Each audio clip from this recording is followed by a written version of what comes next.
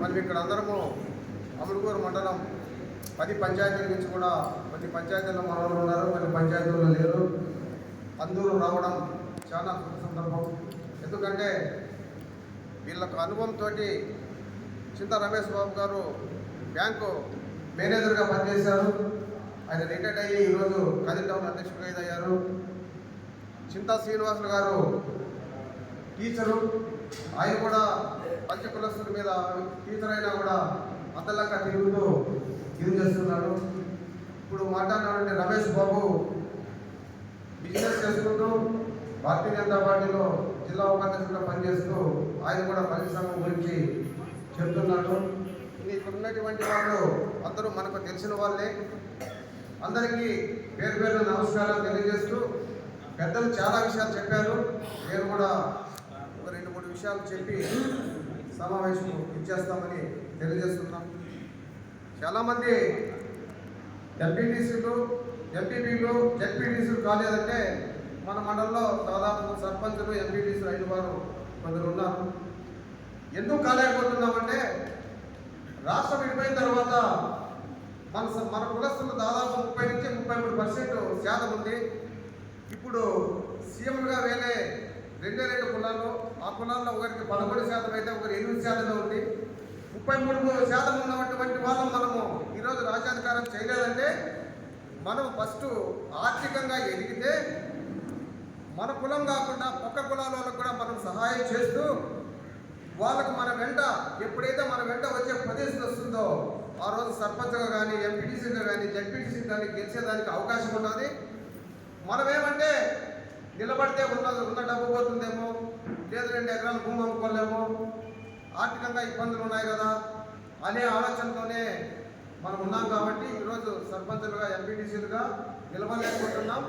మనం సపోర్ట్ చేయడానికి కూడా వేరే కులాల వారు కూడా లేదంటే మనం ఆర్థికంగా లేకపోవడం వల్లే రాయలసీమలో జరుగుతుందని నా అభిప్రాయం. ఇంకా కోస్తా అక్కడ మిగతా జిల్లాల్లో మన వాళ్ళే అధికారంలో ఉన్నారు, అధికారం చెలాయిస్తున్నారు.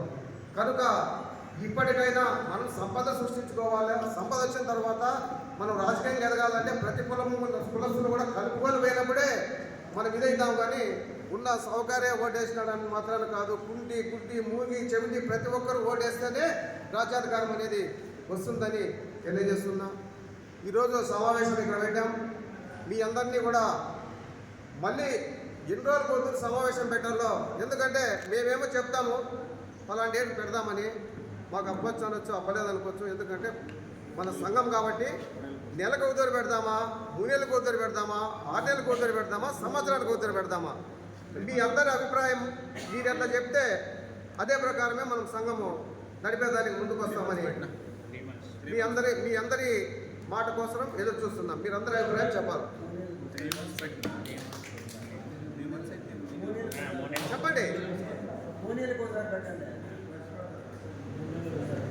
నెలలకు ఒకసారి సరే.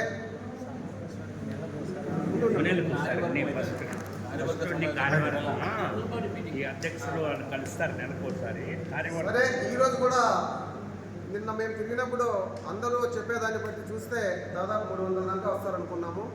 కానీ 150-200 లోపలే ఉన్నారు. ఇప్పుడు నెక్స్ట్ రాబోదానికి మనం ప్రతి ఒక్కరు కూడా మన ఊళ్ళో అందరము తెలియజేస్తూ అందరికీ చెప్పి తెలుసుకొచ్చే బాధ్యత కూడా మనమే తీసుకోవాలా.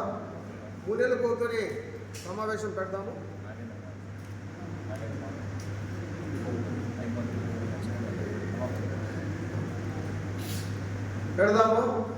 ఇక్కడ ఉన్నటువంటి వాళ్ళను ఎందుకు వేదిక మీద కూర్చొని పెట్టామంటే నెలకు ఒకటి ఇక్కడ ఉన్నటువంటి వాళ్ళు సమావేశం కావాలని మీ అందరికీ తెలియజేస్తున్నాము.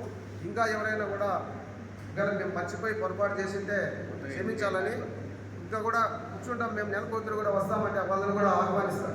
ఇంకా చెప్పు, అర్థమైంది, అర్థమవుతుంది నాకు.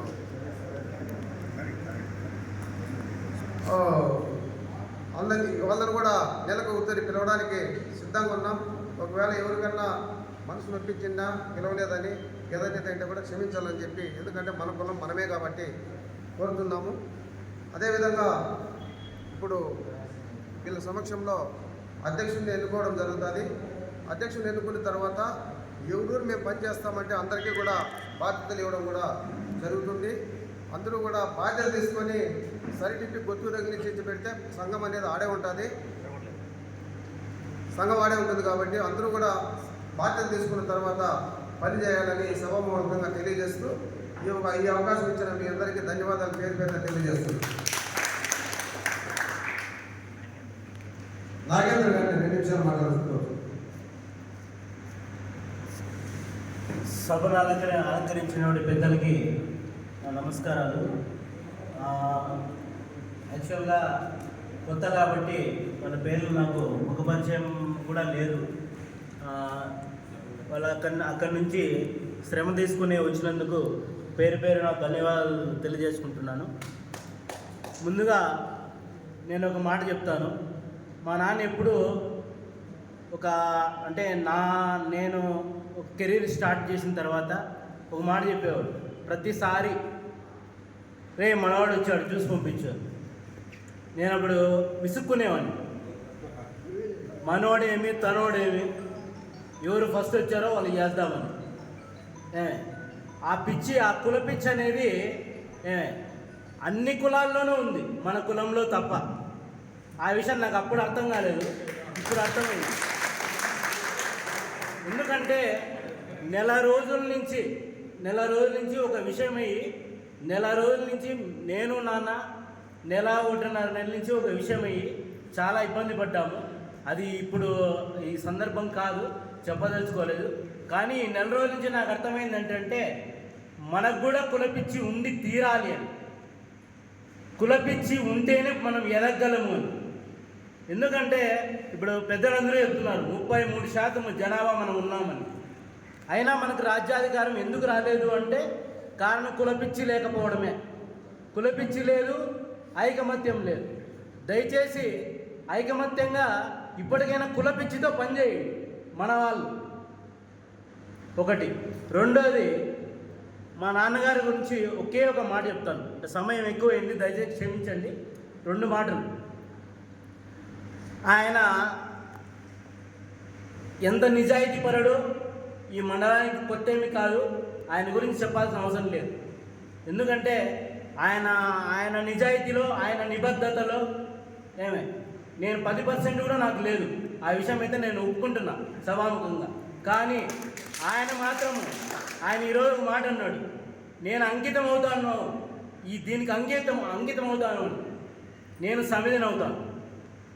ఆయన దీనికి అంకితం అయితే నేను ఒక సమిధిని అవుతాను కంపల్సరీ. దీనికోసము ఆయన ఎంతవరకు పని చేయమంటే అంతవరకు పని చేయడానికి నేను సిద్ధంగా ఉన్నాను.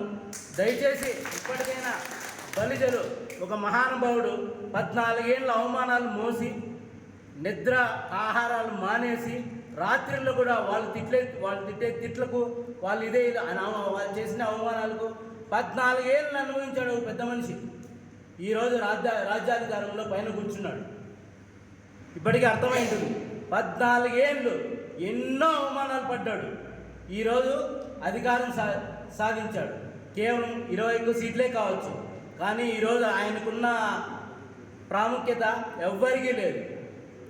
సీఎం స్థాయిలో ఈరోజు కూర్చున్నాడు. దీన్నే ముందుకు తీసుకొని పోయి మనము ఆ పెద్దపీఠం కూడా ఆయనకు అర్పించాలని ఈ సభాముఖంగా మన వాళ్ళందరినీ కోరుతున్నాను. ఈ అవకాశం ఇచ్చిన పెద్దలందరికీ నా హృదయపూర్వక ధన్యవాదాలు. ఇప్పుడు మన సీతా రమేష్ బాబు గారు అందరూ కలిసి కూడా అధ్యక్షుడిని ప్రకటించాల్సిందిగా కోరుతున్నాను.